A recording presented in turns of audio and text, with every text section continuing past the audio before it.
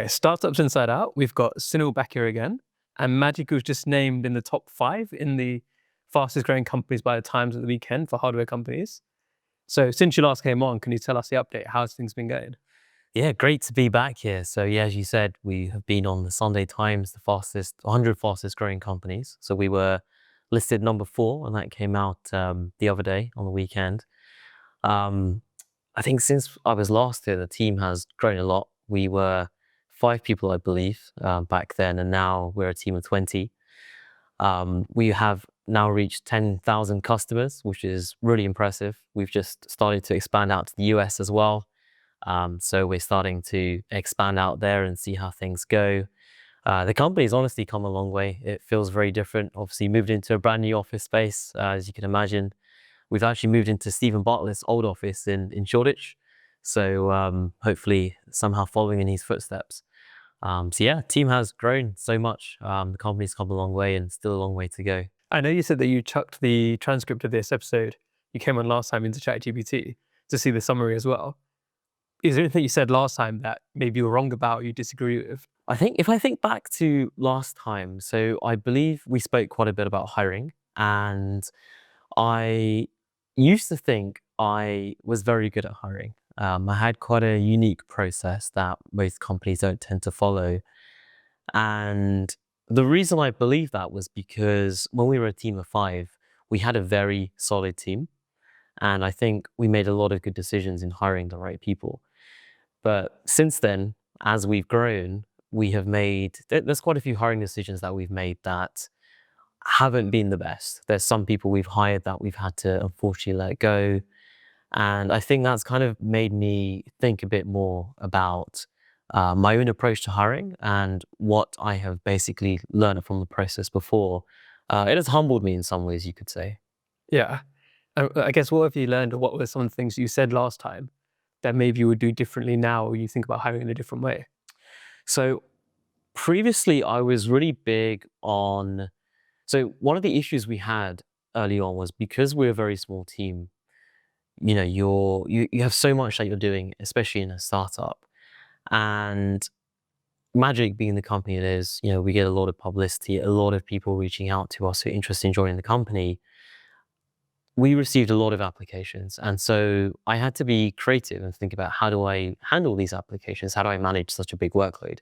So what I used to do was I would basically reach out to a short list of candidates. So I'd quickly sift through the CVs, and I would send a test task out to some candidates. And I would also accompany that with a video of myself, where I am basically talking through the company and trying to preempt the questions, that most of the questions they would ask in that first stage, and I would answer them. And one of the things I have learned now, if I look back on that process, was that to attract the best people, not only do they have to sell themselves to you, but you also have to sell yourself to them. And so that process, it worked okay for a certain category of candidates, but for the best candidates, sometimes you have to also make the time and try and really sell the company to them. And you can do that perhaps through a video, but I think one of the bits of feedback that I've received is that because it's a video recording, it doesn't feel very personalized. It can feel like you're sending that same video out to lots of different people. And so it's about finding an approach where you can attract the attention of these top candidates in hopefully some sort of efficient way. And I don't really have the answer to what that looks like right now. I mean, the approach I have been taking recently is probably a bit more aligned with the traditional approach, where you actually just reach out to who you think are the best candidates and jump on a call with them and go about things that way. But I'd say, like, I have been humbled in some ways by what has happened with hiring over the past few months. But in saying that, we have also hired a lot of really good people. We recently hired a head of workout content who I would say is probably one of my best hires that I have made during my time in the company. And so I think I've also learned a lot about how to understand if somebody is the right candidate. So when you're speaking to them, trying to read between the lines, trying to understand how best to test somebody. I often believe that with I'd say pretty much every role, you have some people who are very good at talking, And those are the people that I actually try to be more careful with, because somebody can be very good at talking, but that can often mask, the actual how good they are at actually doing their job. And so those are the ones where I pay extra attention, and I try to be extra careful to really test them in what they really need to do in the company. But in saying that, obviously having good communication skills is also very important for the role. So that is a plus. But I tend to be a bit more careful as well when speaking to those people. And then within your like sphere of influence, the company, right? So you're very focused on the product a lot of the time. And how has the product improved and changed over time too? Because obviously your sales from last time you came in have increased massively. And part of that is because of the quality of the product and what you've produced. Yeah, no, it's come a long way. So we had our first 100K day this month and our first 700K week. The product has evolved so much, and I think especially in this age of AI, things are moving very, very quickly. And it's just such an interesting, but also quite a scary time as well. I was vibe coding over the weekend. I literally built this website in 4 hours, and it would normally take me, I'd say at least 4 weeks to build something like that. So what AI is enabling us to do is really, really incredible, but also very scary at the same time. In terms of like where the Magic product has come, with a bigger team, you can move quicker. You have, exposure to more ideas. The company, yeah, the product itself has really moved quite far. We have basically introduced things like a body scan. So now you stand in front of the mirror and it will scan your body and it will calculate things like your body fat percentage, your lean muscle mass. We have introduced a lot more content as well. So we're rolling out Pilates very soon. We have introduced yoga. There's like some dance. We introduced Jazz Orlick, who's like a Bhangra instructor. She's had some classes on there too. So the product has really come a long way. And I think when we think about AI and how how this technology is pushing us forwards, I believe that a lot of interaction with technology is going to start becoming much more voice-based rather than interacting with a physical sort of device. I think the mirror is very well positioned for this. When you think about what we're trying to do, we're trying to become an AI personal trainer. And with an AI personal trainer, you think about a typical PT. You don't go up to a PT and start pressing, clicking or touching the PT. You talk to the PT. The PT is a person, right? So naturally, if that's what we're trying to replace, you'd think about the mirror kind of behaving in the same sort of way. And I think voice-based is the direction that we as a company will probably go in. And I think it's also the direction that a lot of companies are going in as well. And so we want to create this product where, rather than going up to it and clicking buttons, as I was saying, you want to be able to sort of talk to it. So perhaps during your onboarding process, rather than using the keyboard and sort of, putting in your name and your password, you turn it on and it just talks to you. So, it could just say, "Hey, Amardeep, welcome to Magic. Type in a password. I promise I'm not looking." And suddenly it just starts feeling a lot more human.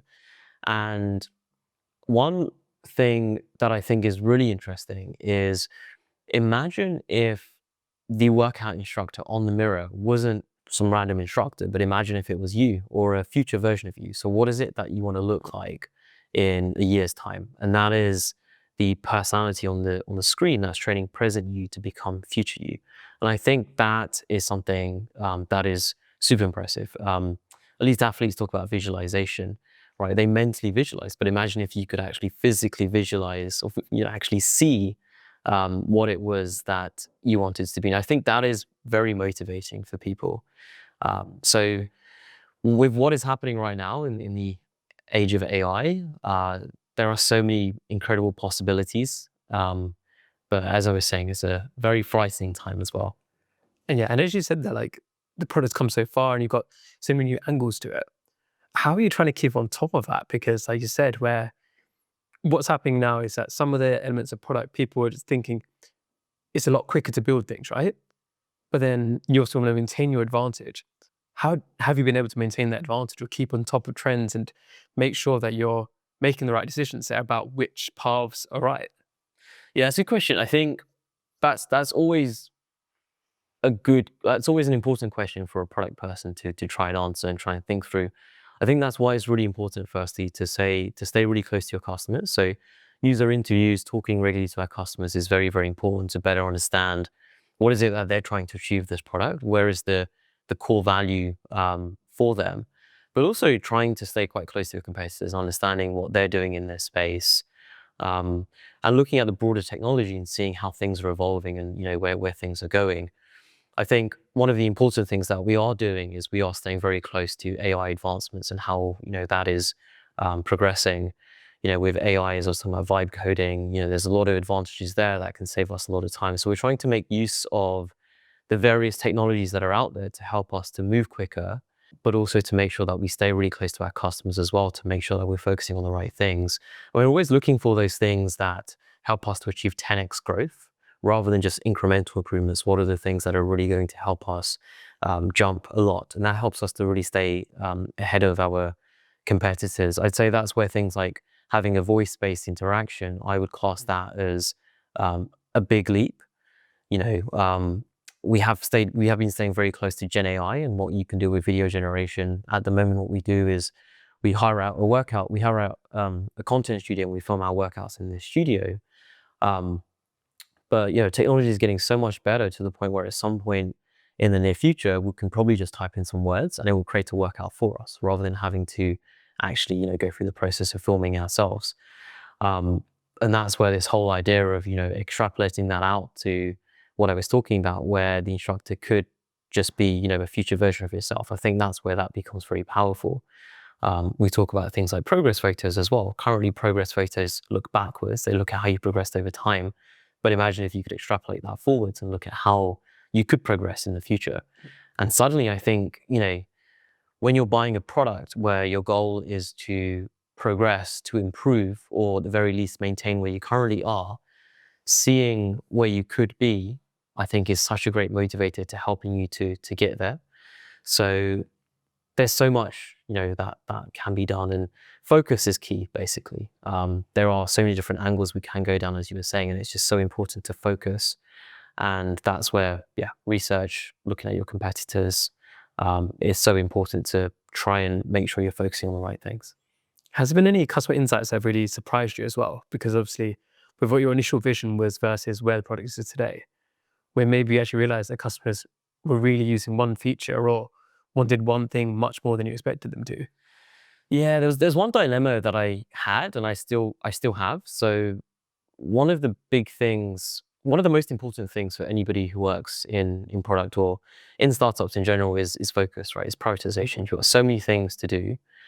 When I talk about great products, I always think of great products, particularly in small companies, as products that are very lean. So I often use an analogy of comparing a large person running versus a thin person running. Somebody who's thin will typically go further faster. And that's kind of how I think about a product. A product that is thin, that doesn't have lots of bloat in terms of like unnecessary features, will move forward faster compared to a product that has a lot of features, especially unnecessary features. And one of the big requests that we've had since day one is more content, more modalities. So our core focus has been the strength, but there's been requests for yoga, Pilates, dance, boxercise, many more things like Zumba. And this, for me as a product person, created quite a big dilemma, because I understood that if we introduce a new modality like Pilates, then that's especially if we're tracking this, that's quite a bit of extra work for us to do as a team, especially as a small team. But then on the flip side, there's a lot of demand for this from our users. And so how do you answer the question of which direction to go down? And number one, the starting point for that really is user research, is talking to your customers. And one of the big things I learned from speaking to our users was that one of the reasons they're asking for these other modalities, so Zumba is a good example. One of the reasons they're asking for Zumba is because if you think about it, they've bought this mirror. They are basically, a lot of our users, they basically don't enjoy strength training, but they understand the importance of strength training. So as you hit your 40s unless you start doing regular strength training, you start losing muscle mass. These are people who probably are, quite anxious about exercising, haven't really exercised in a long time, don't really know what to do, don't really enjoy it. And so getting them to show up and do a workout is a big challenge. And our content, I would say there's definitely, a good proportion of our content that hasn't been that entertaining. And that's something, we're doing a lot more on now to make that a lot better. And we have started to do a good job with that. But naturally, one thing I learned was that if somebody doesn't enjoy a session, they don't enjoy, what they're doing, they're going to try and do something else, or they're going to do nothing, right? And so what I found, what I was exploring, was the idea that some of these people were asking for things like Zumba because they simply just weren't enjoying strength, because strength wasn't good enough. And so the hypothesis, the belief was that if we improved strength, would that result in a decrease in requests for Zumba and things like this? Another good way of thinking about it is like when you try a new sport, right? If you go and play football, if somebody kicks you in the shin on your first day, or, you let in like 100 goals, then you're unlikely to go back again. So it's so important to make sure that early experience is enjoyable for the user, and making sure that those first few sessions, not only do they see progress, but they enjoy themselves and they feel this, ultimately at its core, this emotional connection to come back again and again.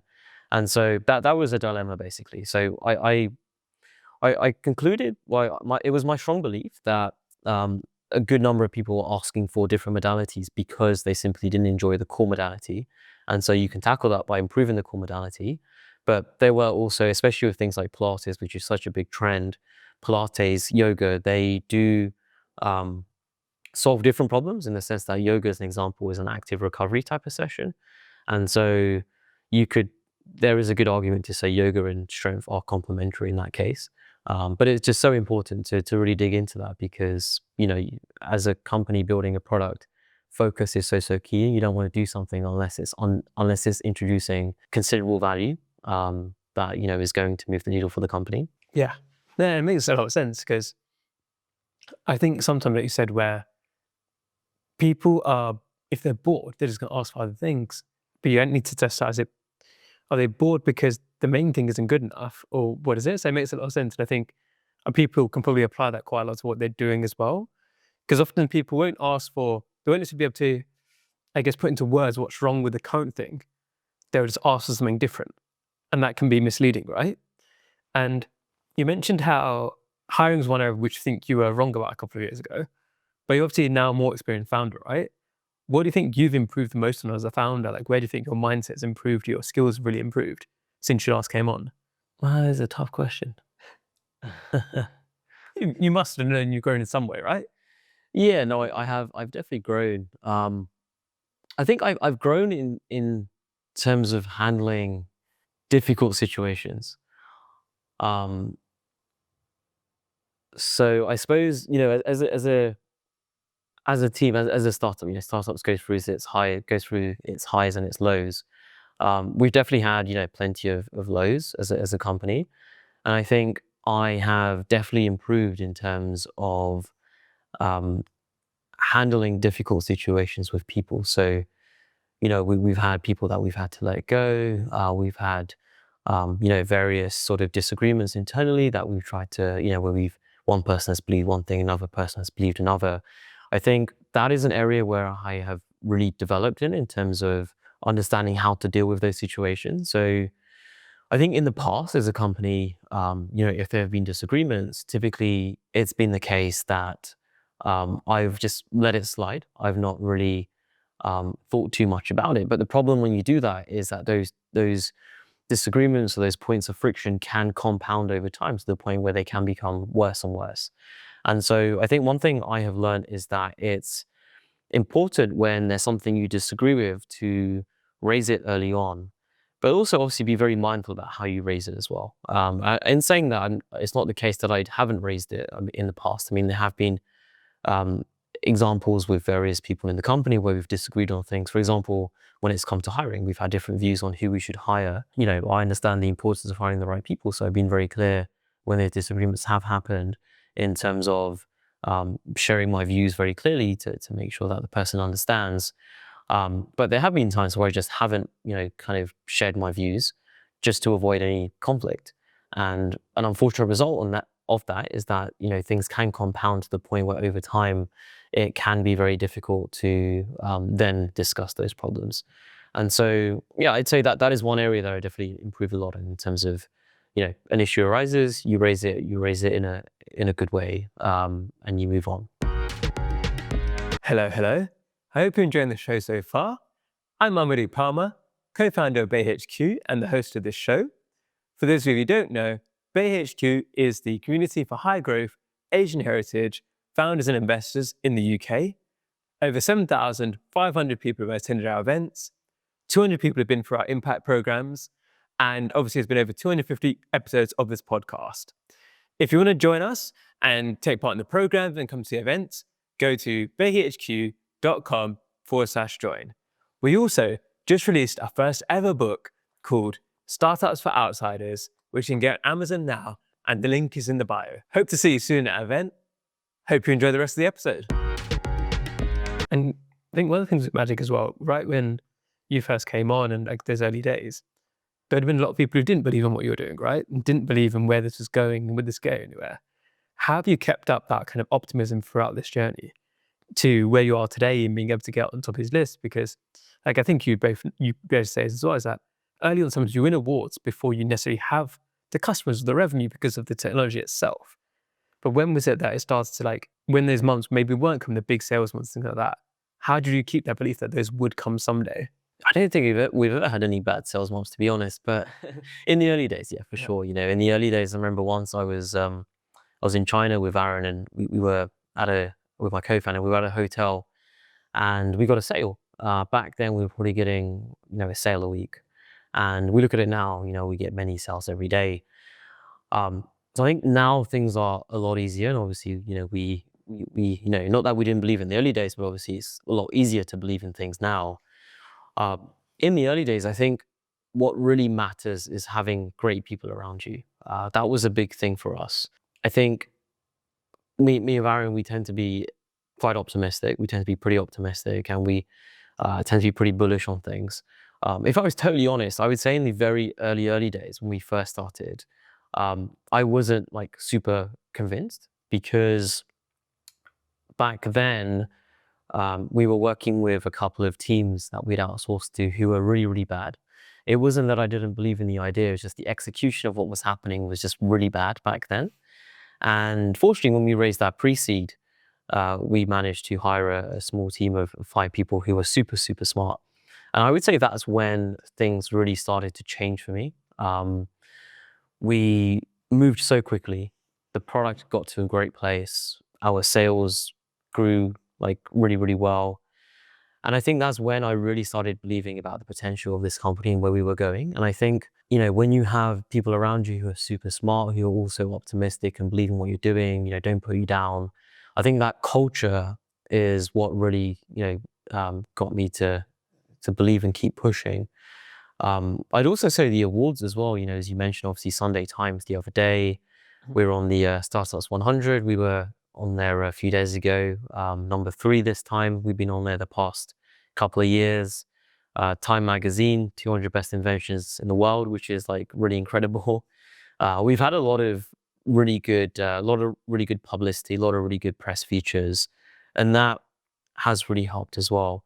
For me, I'd say the biggest thing out of all of that is just the response that you get from customers. As a product person, the biggest thing that makes me feel fulfilled and really believe in what we're doing is the response we get from customers. When you see people using the product and you can see in their eyes how amazed they are by the technology, but then you also see customers who bought the mirror and what they thought about the product after using it and how it's impacted their life, that's when not only do you feel quite, very fulfilled, but you also feel like you're building something very special here. And I think those are the moments. Sometimes I'll go look at our reviews or look at our Facebook community to feel, to feel inspired, I suppose. And it's all of those things combined that have really, helped me to believe and push forward. You mentioned earlier, so before we started recording, how you've got the push into America now as well, right? So it's just starting out. How are you feeling about that? What's your strategy there? Yeah, America is a really big market for us, right? Huge, huge place. So we've just launched in the US at the start of Jan.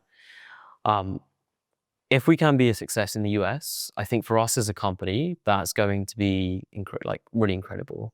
We're starting off by focusing on some of the key cities like San Fran, New York, and then sort of expanding out from there. At the moment, it really is just a test to see, what we can learn and how it works out. But there genuinely is so much potential there. And the good thing is that what we are building, there have been versions of our product, not as good, but like more basic versions of what we're doing that have launched there in the past. And so we are trying to leverage that to help get our foot in the door. And so far, yeah, it seems to be really good. The response seems to be great. 5% of our sales already are in the US, so we're not doing a lot of marketing there. Anxious in some ways, but also very hopeful as well in terms of what can happen. And like I said, if we are successful, for us as a company, that's a huge, huge step. So I'm going to ask you one last question about Magic. I'm going to ask you more about some of your side gigs as well that I know you're doing. So in 2 years' time, let's say we get it back on again, so you'll be a third appearance. What would you love to say that's going to happen in the next 2 years? For Magic, I feel I feel like we're on such a great growth trajectory right now as a company. There are problems, of course, like any startup, and we will work hard to solve those. And I think if we can overcome those obstacles, I can see the company being very, very successful. We had a fractional CTO who was working with us for a short period of time, and as part of his leaving speech, so he's got a lot of experience working with US startups, and he's a very, very smart guy. And as part of his leaving speech, he basically said that he sniffs a unicorn here. He believes that there is a good chance that we could become a unicorn. And I hadn't really given much attention to this in the past, this thought. And I don't think it's a good thing to do that too much. It can be unhealthy. But when he said this, it did stick with me, and it was something I thought about. And when I thought a bit more deeply about it, I could totally understand where he's coming from. I've worked in startups before, and Magic is one of those I feel that has a huge amount of potential. It's a product that has a very strong degree of virality to it. I feel because of the nature of what it is, you stand in front of this mirror. Firstly, people aren't used to seeing a screen on a mirror, but they're also not used to exercising in front of a mirror and it counting your reps and it telling you what you've done wrong. So there's an element there that helps it to sell really well. And I think if we can continue to improve the product to the point where it becomes super sticky for our users, then I would not be surprised if it becomes a unicorn. So I don't know how long that would take, but in 2 years' time, it would be my hope that we are progressing in that direction, or definitely, getting a lot closer to that. Awesome. And then, so you also massively into table tennis, right?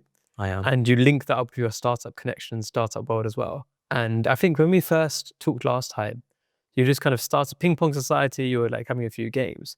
But I think it's gone on quite a bit since then, right? So tell us about that. Yeah, so there's two things with table tennis. I'm trying to get to top 100 in England, and I think that was probably my goal for the year we did the podcast in. Hasn't happened yet, but I blame that on injuries. It will happen this year or next year. Whereabouts are you now? I've gone down a bit, I think. I'm not sure. I can't remember where it was last time. It was probably 600s if I had to guess. I went up to the 200s and then I went down. I think currently I'm in the 500s, but I don't want to check. I think I'm in there. I blame that on injuries. I was out for quite a while. But yeah, that is a big focus of mine. And then the Ping Pong Society. So what we do is we run events with a variety of companies. So we worked with WeWork, Monzo, Blockchain, a lot of well-known tech companies around London. And we did one recently with Google. And what we're focusing on at the moment is we've got the World Championships for table tennis happening in London this year at Wembley Arena. So that's in April. And we're trying to work quite closely with Table Tennis England, who are the governing body for the sport. And we're trying to run a corporate tournament, so a big corporate tournament, where we host the finals at Wembley Arena, the same place where all of these professional players are playing. And we're hoping that, we can turn this into a big thing. And this will just be the start of something that can grow and grow and grow. we think about startups or tech companies or any company in the UK, particularly tech companies, a lot of them will have table tennis tables in their offices. And for me, as somebody who loves playing table tennis and has played for years, and somebody who has a lot of experience with products, I feel like there's something very interesting there in terms of bringing the tech world um, into the more sort of fun, serious side of table tennis. Because at the moment, the way people play in offices is not, I wouldn't call it proper table tennis. I feel like there's something missing there. So we've been working quite hard on this over the past few years. And I think with obviously the big film coming out recently, Marty Supreme with Timothy Chalamet, and the World Championships for table tennis happening this year, which is the 100th anniversary of the World Champs, I think there's a huge opportunity for us. And I hope that we can use this and we can leverage this to really grow the sport in this country. And do you feel like your table tennis hobby is, well, you're spending a lot of time on it as well, right? But it really helps with the startup space in terms of your mindset, or how do you feel like that relationship is with your startup world? Yeah, I often describe it as a second job because it is like I train at least 4 times a week.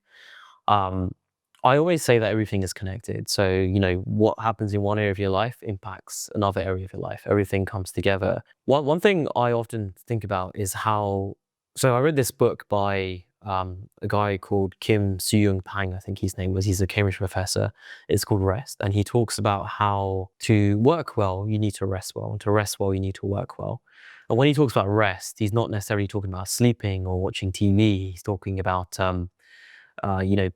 doing things that switch off your conscious mind. So for me, this could be table tennis. For others, it could be hikes, playing chess, could be a number of things.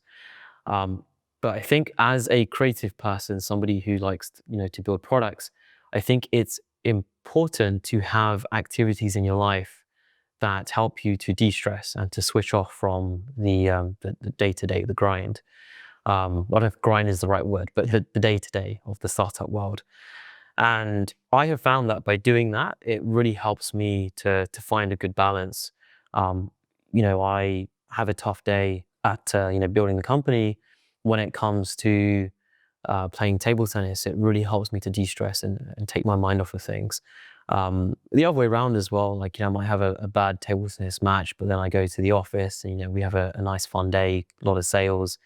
So it all comes together and they both complement each other well. But yeah, I would strongly recommend that people try and find that balance and have, something restful activity or some restful activities that complement what they're doing. So I have this challenge, right? Because I think I use sports and fitness as my big release. But then when I'm injured, I feel like it makes me so more aggy and agitated with everybody.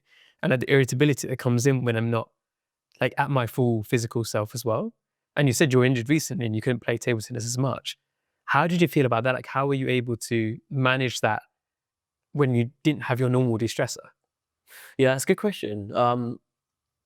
I'd say our mind is basically so powerful. I'd say it's really important what you believe and what you think about. When I was injured, I was I was obviously some people will take that the wrong way and it would put them down. They would get upset by it, right? For me, table tennis is a big part of my life. It's an outlet, right? In a sense, and it also helps me to gain a lot of confidence as well. When I play well, when I win matches, when I climb the rankings, it helps me to gain a lot of confidence, and that affects like many all other areas of my life. And when I got injured, I mean, there's two things you can do there. One is that you can let it put you down, and you can kind of ruin the next few months, or you can find a way to work around it. I think great people, like, doesn't matter whether it's sports, whether it's startups, when you encounter setbacks, it's so important to not be negative about it, to use it as a learning experience and to use it as, you can think of it as, these are your constraints. How do I now work around this to achieve what it is that I've set out to achieve? And so with table tennis, when I was injured, one of the things that I did do was I kept trying to play, but I tried to play in a way that worked around my injuries. So I had an Achilles injury and I had a shoulder injury. And what I did do instead of playing all these big shots was I just went to block. I was just blocking the ball. And by doing so, I'm still learning things. I'm helping others as well. And I'm still immersing myself in that environment that helps me to, you know, get that sort of creative spark and to do other sort of positive things in my life. So it's about working around the constraints that you have. But it is difficult, you know, the mind is such a powerful thing, you know, it can sort of take you down one path, take you down another. I do a lot of meditation to help stay, you know, focused and to make sure I'm thinking the right way. Building a startup is also a marathon. I describe it as a marathon, not a sprint, you know, so it is really important to look after your mind. You know, if you don't look after yourself, the company is not going to do well because you're a big part of the company. And so you've got to take care of yourself before you take care of others, before you take care of other things. So yeah, I'd say you have any setbacks in life, if there's injuries or whatever, yeah, plenty of like very tough setbacks out there, but there's some things you can't control. You've got to kind of, understand what the constraints are, what the setbacks are, and find a way of working around it. And if you can't work around it, you've got to somehow change your way of thinking, because if you don't, you're going to be stuck and it's very unhealthy. So it's been great to have you on again. And I think I'm probably one of those people who maybe takes it being negative, and I do just kind of get frustrated at times. But I'm back in sports again now. So I'm like worming my way back in, regaining strength and everything as well. So going to quick fire questions. So first one is, who are free agents in Britain you think are doing incredible work right now? And do you want to shout them out? I think this one's easy. I'm going to say yourself. So Amardeep, Gurveer, and my brother as well. So I think obviously with you and Gurveer, like, I think back to a couple of years ago when we first met, we did this podcast. For me personally, I have met so many incredible people. And when I really thought about where those incredible people came from, I traced a lot of them back to Bay HQ. And I think as a result of what you guys are building, that has, led to me meeting so many awesome people. I'm not going to name drop because I'm sure I'll miss some. But that has just been so incredible. And I just hope, not only does Magic continue to grow, but I hope that Bay HQ continues to grow as well. And, the company continues to just help people, because it's so incredible what you guys are doing. I think the other person would be my brother, Rahul. So I look at what my brother has done. He's 24 years old as of last week or a few days ago. And he has built an AI agency. He's running his own sort of business. And he's only 24 years old, but he's making over 100K a year. He's, doing a lot of traveling, going to visit different places. I know he's going off to Sweden this month, and he's going for some AI event in South Africa. What I really admire is that he is basically the person I wanted to be at his age. He has already achieved a lot. And whenever I see him and I look at what he's doing, it makes me feel quite happy, and I feel really proud of what he's done. And I hope in some way that I've inspired him, because he definitely inspires me. So one of those people is sitting here right now. So thanks very much for that kind shout out there. If people want to find out more about you, what you're up to, where should they go to? Yeah, you can find out about me firstly on LinkedIn. So you can look me up on LinkedIn. I am on Instagram as well, so you can find me there too. Obviously, Magic, you can find us quite easily if you type in Magic AI on Google.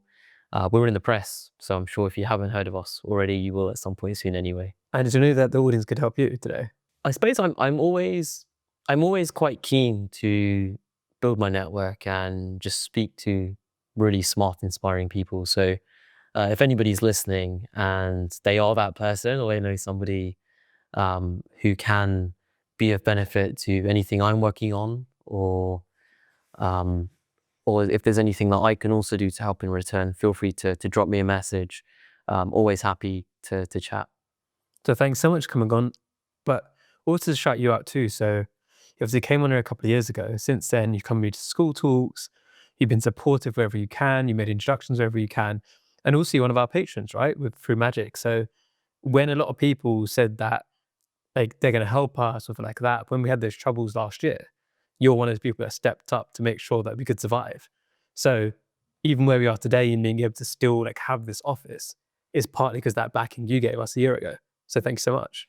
No worries. I'm really glad to help. And yeah, like you were saying, you know, I think through Bay HQ, I've, you know, been introduced to so many people, but also, as you were saying, we've done numerous talks together.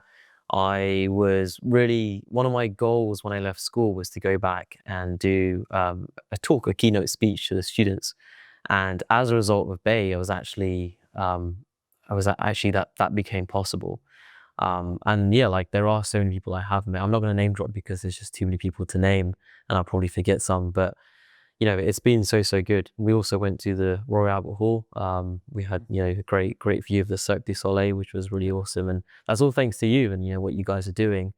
And I also got this hoodie as well, you know, this amazing hoodie from Bay HQ. And I love it. It's one of my favorite hoodies. So always happy to help however I can. I'm really glad, you know, that we have been able to support you guys, and hopefully that will continue.